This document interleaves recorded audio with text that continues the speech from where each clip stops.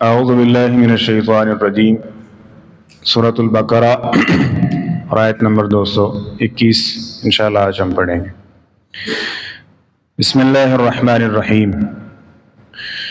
ولا تنکحوا المشرکات، اور نہ تم نکاح کرنا مشرکہ عورت سے حتی یؤمنن، یہاں تک کہ وہ ایمان لے آئیں۔ ولا امۃ مؤمنۃ، اور البتہ مومنہ عورت خیر من مشرکہ، وہ مشرکہ عورت سے بہت بہتر ہے۔ ولو اعجبتکم، اگرچہ وہ تمہیں بھلی ہی کیوں نہ لگیں۔ ولا تنکحوا المشرکین، اور مشرک مردوں سے نکاح مت کرو حتی یؤمنوا، یہاں تک کہ وہ ایمان لے آئیں۔ ولعبد مؤمن، اور البتہ ایک غلام جو مومن ہے، خیر من مشرک، وہ مشرک مرد سے بہت بہتر ہے۔ ولو اعجبکم، اگرچہ وہ تمہیں اچھا ہی کیوں نہ لگے۔ اولئک یدعون الی النار، یہ وہ ہیں جو آگ کی طرف بلاتے ہیں۔ واللہ یدعو الی الجنۃ والمغفرۃ باذنہ، اور اللہ تعالیٰ بلاتے ہیں جنت کی طرف اور مغفرت کی طرف باذنہ، اپنے حکم سے۔ ویبین آیاتہ للناس، اور وہ اپنی آیات کو خوب کھول کر بیان کرتے ہیں لوگوں کے لیے۔ لعلہم یتذکرون، شاید کہ وہ نصیحت حاصل کریں۔ اگلی چند آیات میں عورتوں کے متعلق احکامات کا ذکر کیا جا رہا ہے، کیونکہ قبل از اسلام اور جاہلیت میں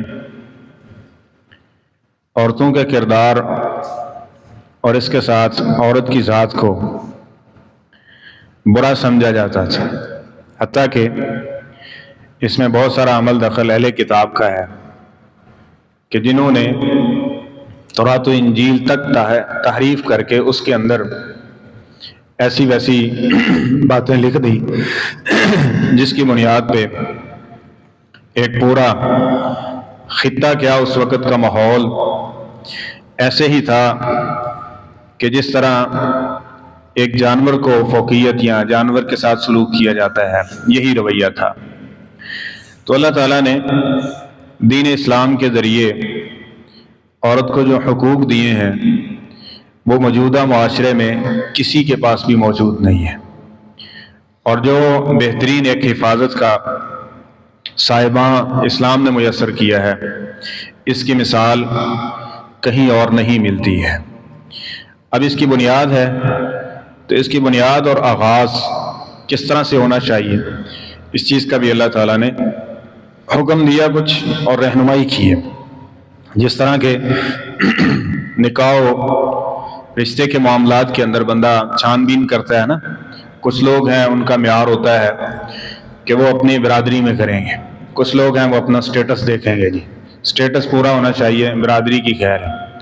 کچھ لوگ ہیں کہ جو اپنی خواہش اور تمنا جو ہے اس کی چاہت وہ مقدم ہوتی ہے ان کے نزدیک۔ تو ہر جگہ یہ مختلف چیزیں ہیں، لیکن اسلام نے جو چیزیں ہمارے لیے رہنمائی کی ہیں، نبی کریم صلی اللہ علیہ وسلم نے فرمایا عورت سے نکاح 4 وجہ سے کیا جاتا ہے: اس کے حسب کی وجہ سے، اس کے حسن کی وجہ سے، اس کے مال کی وجہ سے، اور چوتھی چیز جو ہے وہ دین ہے۔ فرمایا فاظفر بذات الدین تربت یداک، آپ کے ہاتھ میں مٹی ہو، آپ نے جس آپشن کو چوز کرنا ہے وہ دین ہے۔ فاظفر بذات الدین، دین کو آپ نے سب سے پہلے مقدم رکھنا ہے۔ جب دین کو مقدم رکھ کے آپ یہ کام کر رہے ہیں تو سب سے پہلی چیز جو آپ کو بشارت مل رہی ہے اور آپ کو خوش ہونا چاہیے جس چیز پہ، کہ آپ کے ساتھ اللہ تعالیٰ کی مدد ہوگی، آپ اللہ کے حکم کو مان کے اس کی رہنمائی کے روشنی کے اندر یہ کام کر رہے ہیں تو اللہ تعالیٰ کی مدد اور نصرت آپ کے ساتھ ہوگی۔ اور اگر مخالفت کر رہے ہیں تو یہ بھی ذہن میں رکھیں کہ آپ نے اپنے سب سے بڑے خیر خواہ کو اپنے سے ناراض کر لی ہے۔ اور اسی طرح ایک چیز خاص جو نکاح کے معاملے میں جس سے روک دیا گیا اور خاص ہدایات دی گئی وہ یہ ہے کہ نکاح کے معاملے میں تم نے عقیدے کو دیکھنا ہے۔ اب اس چیز کو بھی کہتے ہیں کوئی گل نہیں، حتیٰ کہ بے دینی تک بھی ہے نا، تو یہاں یہ کہہ دیں گے، حالانکہ عارضی دنیا ہے نا، اس کے بارے میں اگر مال و دولت نہیں ہے تو پھر ناک پہ نہیں چڑھتی کوئی بات، ٹھیک ہے. اور اگر دین نہیں ہے، بے دینی ہے اور دیگر جو ہیں وہ ساری برائیاں ہیں اس میں دینی اعتبار سے، کہتے نہیں کوئی نہیں اللہ ہدایت دینے پہ قادر ہے، وہ ہدایت دے دے گا. تو اللہ مال دینے پہ قادر نہیں ہے؟ تو وہ اس پہ بھی قادر ہے حضرت. وہاں یہ سوچ نہیں ہوتی. اس کا مطلب وہ چیز اللہ کے احکامات اور دین غالب نہیں ہے، دنیا غالب ہے، جس کی بنیاد پہ من چاہی باتیں اسلام کے خلاف بھی کرنے کو ہم تیار ہیں. کوئی گل نہیں جی اللہ بدل دے گا، اللہ تو دین نہیں اللہ بدل سکتا، وہ بھی یہ کام کر سکتا ہے. جو کام اللہ نے کہا ہے بنیاد غلط مت کیجئے. اگر بنیاد میں ہی آپ اللہ تعالیٰ کو ناراض کریں گے اور اس کے مخالف کھڑے ہو جائیں گے تو پھر اللہ تعالیٰ کی مدد نصرت کیا ہوگی؟ اور اگر بالفرض تمہاری جو دنیاوی چاہتے ہیں وہ ساری بھی پوری ہو جائیں گی، تو جب آخرت نہیں ہے، دین نہیں ہے، اللہ کی مدد اور نصرت نہیں ہے، تو پھر ایسی زندگی کو کیا کرنا؟ دنیا کی زندگی جتنی ہی اچھی مرضی گزار لیں، قبر کی زندگی مشکل ہے، آخرت کی زندگی برباد ہو چکی ہے. تو ایسے جینے سے نہ جینا بہتر تھا، ایسے جینے سے نہ ہونا ہی بہتر تھا. تو اس لیے ان چیزوں میں ایک چیز یہ ہے کہ وَلَا تَنْكِحُوا الْمُشْرِكَاتِ حَتَّى يُؤْمِنَّ. اللہ تعالیٰ فرماتے ہیں کہ مشرکہ عورت سے اس وقت تک تم نکاح نہیں کر سکتے جب تک وہ ایمان نہ لے، جب تک وہ، اب یہ کسی مولوی کی بات نہیں ہے. اب ہوتا تو آپ کہہ سکتے تھے اب یہ سیدھی سادھی باتیں ہیں، سیدھے سادھے الفاظ ہیں. تن کی ہو نکاح کا لفظ ہم اردو میں بھی استعمال کرتے ہیں. مشرکہ شرک کا لفظ بہت عام ہو چکا ہے. حتیٰ یؤمنہ کوئی لفظ بھی ایسا نہیں ہے جس کے لیے کوئی پی ایچ ڈی یا کوئی پرائمری پاس یا میٹرک پاس ہونا چاہیے اس کو سمجھنے کے لیے. بڑے سیدھی سی باتیں ہیں. دیکھیں اس کو، اور واضح احکامات ذکر کر دیے گئے. اللہ تعالیٰ نے فرمایا کہ مشرکہ عورت سے آپ تب تک نکاح نہیں کر سکتے جب تک وہ ایمان نہیں لے آتی. ہاں اب اس کے اگر وہ ایمان، بسا اوقات ایسا ہوتا ہے کہ ماحول معاشرہ ایسا ہے، اس کا خاندان ایسا ہے، لیکن اس کے عقیدے میں شرک نہیں ہے تو وہاں گنجائش ہے. لیکن اگر اس عورت جس کے ساتھ نکاح کا ارادہ ہے اس کے عقیدے میں شرک موجود ہے تو حضرت اللہ تعالیٰ اجازت نہیں دیتے نکاح کرنے کی. اگر آپ اپنی مرضی کرنا چاہتے ہیں تو پھر آپ کی مرضی اور آپ کا دین ہے، اللہ کے دین پہ آپ عمل نہیں کر رہے. وَلَا أَمَةٌ مُؤْمِنَةٌ خَيْرٌ مِّن مُشْرِكَةٍ. آگے مزید تاکید اس کی ذکر کی گئی. فرمایا کہ جو ایک مومنہ لونڈی ہے نا، خیر من مشرکہ، اللہ تعالیٰ کے نزدیک تمہارے لیے مشرکہ عورت جو ہے نا اس سے جو لونڈی ہے وہ زیادہ بہتر ہے. ایک غلام ہے نا جو، وہ تمہارے لیے زیادہ بہتر ہے. وَلَوْ عَجَبَتْكُمْ، اگرچہ تمہاری جو جتنے معیار ہیں نا وہ سارے کے سارے اس میں پورے کیوں نہیں ہو رہے، تمہارا دل، تمہاری چاہت، ٹھیک ہے، وہ تمہیں بھلی لگ رہی ہے، لیکن اللہ تعالیٰ یہ فرما رہے ہیں کہ تمہارے لیے یہ مشرکہ عورت فائدہ مند نہیں ہو سکتی. تم نے اس کے مقابلے میں اگر تمہیں غلام عورت کو بھی جو جس کا عقیدہ ٹھیک ہے، وہ مومنہ ہے، وہ تو وہ تمہارے لیے زیادہ بہتر ہوگی. اور اسی طرح فرمایا وَلَا تُنْكِحُوا الْمُشْرِكِينَ حَتَّى يُؤْمِنُوا. اسی طرح اپنی بیٹی کا نکاح مشرک مرد سے مت کیجئے یہاں تک کہ وہ کیا کرے.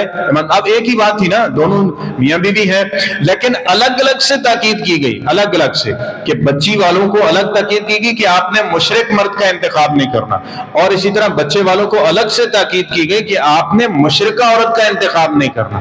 اور اگر ایسا ہوگا تو یہ تب تک ہے حتی یؤمنون، جب تک وہ ایمان نہ لے ہیں، اس چیز کو چھوڑ نہ دیں. ٹھیک ہے. اب اس سے یہ بھی بات واضح ہوئی، جو حضرات چکر دینے کی کوشش کرتے ہیں، کہتے ہیں جس نے کلمہ پڑھ لیا وہ تو شرک کر ہی نہیں سکتا. تو یہ کیا ہے؟ یہ کیا ہوا؟ آپ جو غیر مسلم ہے، ٹھیک ہے، ایک جو ہندو ہے اس کے ساتھ کوئی نکاح کی اجازت دیتا ہے؟ وہ تو کہیں بھی نہیں دیتا. ٹھیک ہے نا. تو نکاح کی اجازت یا نکاح کے معاملات اس کے ساتھ ہوں گے نا جو کلمہ ظاہر کر رہا ہے، یہ پڑھ رہا ہے، تو اس صورت میں بھی شرک ہو سکتا ہے اور ہو رہا ہے، اور کتنا واضح اس کی مثالیں موجود ہیں. اور آگے اللہ تعالیٰ فرماتے ہیں وَلَعَبْدٌ مُؤْمِنٌ خَيْرٌ مِّن مُشْرِكٍ وَلَوْ أَعْجَبَكُمْ. اس کے مقابلے میں تم اپنی بیٹی کے لیے ایک غلام جو ہے نا اس کا انتخاب کر لو، لیکن اس میں خوبی یہ ہو کہ وہ اللہ کے ساتھ شرک کرنے والا نہ ہو، وہ مومن ہو، تو وہ تمہارے لیے اور تمہاری بچی کے لیے کیا ہے؟ آخرت کے اعتبار سے زیادہ بہتر ہے. یہ کون کہہ رہے ہیں؟ یہ کون مشورہ دے رہے ہیں؟ مشورہ مانگتے ہیں نا اپنے دوستوں، اب آپ سے بھی کرتے ہیں، اور یہ سارا اللہ تعالیٰ یہ مشورہ دے رہے ہیں. مشورہ کیا بلکہ حکم کی صورت میں یہ آرڈر جاری کیا جا رہا ہے کہ وہ تمہارے لیے کیا ہے؟ زیادہ بہتر ہے. کیونکہ ہماری نظر زیادہ سے زیادہ ظاہر پہ ہو سکتی ہے، باطن کو ہم نہیں جانتے.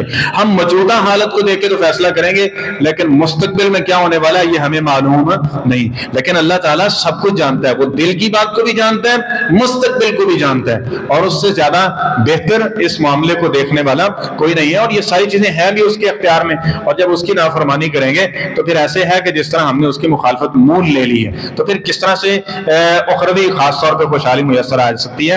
یہ نہیں ہو سکتا. تو اولئک یدعون الی النار. آگے اس کی ایک اور اور واضح انداز میں توجہ ذکر کر دی گئی. فرمایا اگر تم ایسا کر رہے ہو نا تو یہ جو چیز ہے نا, یہ جو پارٹنرشپ ہے, یہ ایک دوسرے کو آگ میں پھینکنے والی بات ہے. اب بس اوقات یہ ہوتا ہے, بہت سارے معاملات ایسے ہوتے ہیں, بندہ کہتا ہے یار کوئی گل نہیں, پھر بعد میں کیا ہوتا ہے, پہلے بڑا پکا ہے شرکیہ امور سے, شرکیہ افعال سے اور شرکیہ چیزوں کو کھانے پینے سے بچتا ہے. پھر جب یہ ہو جاتا ہے, پھر بندہ کہتا ہے ان کی کریے یار, رشتہ داری ہے یہ تو نہیں ختم ہو سکتی. پھر لیکچر دیے جا رہے ہیں نا اس کے خلاف, اب اس کو بھی بچانا ضروری ہے. اب دیکھو نا اسلام یہ بھی کہتا ہے کہ آپ رشتہ داری کا بھی خیال رکھو. اب قطع رحمی کا تو حکم, تو اب قطع صلہ رحمی یہاں جوڑنے کا کس نے حکم دیا تھا؟ وہ تو وہاں سے تمہیں روک دیا گیا تھا. اب یہاں صلہ رحمی کی باتیں ہو رہی ہیں, جی صلہ رحمی کی کام ہے, یہ ہے وہ ہے, ایسے ہے ویسے ہے. تو پھر کرتے کرتے کرتے یعنی شیطان اس کو مطمئن کر رہا ہے, کس میں آمادہ کر رہا ہے, اس کو کس چیز کے اوپر ابھار رہا ہے کہ تم نے یہ شرک کرنا. اور پھر کرتے ہیں اور سارا کچھ ہے جی کوئی گل نہیں, میں بس وہ پارٹیسپیٹ میں نے کیا نا, لیکن بس یہ ہے کہ میں نے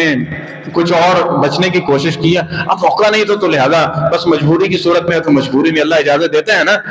تو پہلے جب مجبوری تھی تو وہاں اللہ نے رہنمائی کی تھی, وہاں تم نے بائی پاس کیا. اب شیطان تمہارے دماغ کو, اور اس کے بعد پھر یہ ساری زندگی ہے اس کو اللہ کی نافرمانی اور بغاوت کے اندر لے جا رہا ہے. تو فرمایا اولئک یدعون الی النار. یاد رکھیں یہاں اللہ نے دنیا کا ذکر نہیں کیا, آخرت کا ذکر کیا. نتیجے کے اعتبار سے کس کا ذکر کیا؟ آخرت کا ذکر کیا, کہ اس جوڑی کا اور اس جو بنیاد پر جو رشتہ ہو رہا ہے نا, اس کی آخرت کو دیکھو. یعنی اس سے یہ بھی بات واضح ہوئی کہ سارے معاملات دنیا کو دیکھ کے ہینڈل نہیں کیے جاتے, اس میں آخرت کو بھی لے کے آؤ, اور جب تک آخرت کو نہیں لے کے آئیں گے اصل کامیابی نہیں مل سکتی ہے. تو فرمایا یہ آخرت پر بات کر دیں گے, تمہاری جہنم میں لے جائیں گے. ولو واللہ یدعو الی الجنہ. اچھا اللہ تعالیٰ یہ کیوں مشورہ, اسی چیزیں سوچیے, نہ کہ عذر اور بہانے تراشیں اللہ کے حکم کو ٹالنے کے لیے, اللہ کے حکم کو ٹالنے کے لیے. دیکھیں اللہ تعالیٰ خود جانتا ہے اگر آپ عذر بہانے تراش رہے ہیں تو بہرحال اللہ کو دھوکہ کسی صورت نہیں دیا جا سکتا حضرت, چاہے جتنے بھی سیانے کیوں نہ بن جائے. تو فرمایا واللہ یدعو الی الجنہ, اللہ چاہتے ہیں کہ تم جنت کے وارث بن جاؤ, جنت تمہیں مل جائے. والمغفرۃ باذنہ, اور اللہ فرماتے ہیں ہم تمہیں کیا کر دیں گے, معاف کر دیں. اب وہی بات ہوئی نا, جب آپ اللہ تعالیٰ کے مشورے سے چل رہے ہیں, اللہ کے حکم کے مطابق چل رہے ہیں, تو پھر اللہ راضی ہے نا, اللہ کی نصرت بھی ہوگی, مدد بھی ہوگی. اور اس میں ایک صورت یہ ہے کہ کمی کوتاہی ہوگی تو بندہ کہتا ہے یار انہیں منی تو میری سی نا, مانی تو ہماری تھی نا. تو اللہ کا کمی کوتاہی ہے تو اللہ کیا فرما رہے ہیں, ہم اس کو معاف کر دیں. اور اگر ایسی ویسی بات نہیں ہے تو مشورہ دیا تھا نا آپ کو, حکم بھی دیا تھا آپ کو, نہیں مانا نا, مخالفت کی نا اس موقع پہ, اب یہ جو تمہاری مسئلے سے ہم کوئی مدد نہیں کریں گے تمہاری, پھر وہ ایک مخالفت والا رویہ, یہ چیزیں ہوتی ہے. تو فرمایا اللہ تعالیٰ تمہیں جنت کی طرف اور مغفرت کی طرف بنا رہے ہیں. اور آگے چوتھی پانچویں بلکہ پانچویں تاکید یہ بھی ذکر کی گئی, وَيُبَيِّنُ آیَاتِهِ لِلنَّاسِ.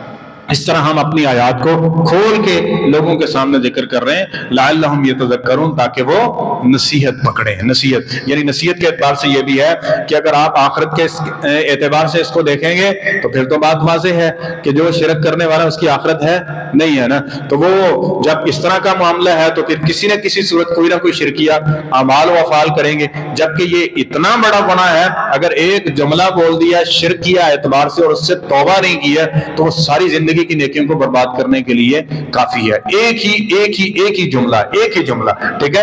تو یہ اس قدر مہلک اور خطرناک ہو سکتا ہے, اور اس صورت کے اندر اس چیز کی اہمیت ختم ہو جاتی ہے. کھانا پینا, معاملات, بول چال, یہ ساری چیزیں, بہت سارے اعمال و افعال شرکی ہوتے ہیں, بندے کا احساس ہی ختم ہو جاتا ہے, اور پھر وہ بغیر توبہ کے ان چیزوں سے مرتا ہے. جب اس کو کوئی سمجھتا ہی نہیں ہے, ٹھیک ہے, تو نتیجہ یہ نکلتا ہے کہ آخرت میں پھر وہ آگ کا شکار ہو جاتا ہے. تو اس لیے اللہ فرما رہے ہیں ہم نے اپنی آیات تمہیں واضح کر کے پہلے حکم دیا مشورے کے اعتبار سے کہ وَلَعَبْدٌ خَيْرٌ مِّن, غلام جو ہے وہ تمہارے لیے بہتر ہے, اور اس کے بعد پھر اس کا نتیجہ بھی ذکر کیا کہ یہ تمہیں آگ میں لے جائے گا, اور اگر تم اللہ کی بات مانو گے تو وہ تمہیں جنت اور مغفرت جو ہے یہ مل جائے گی.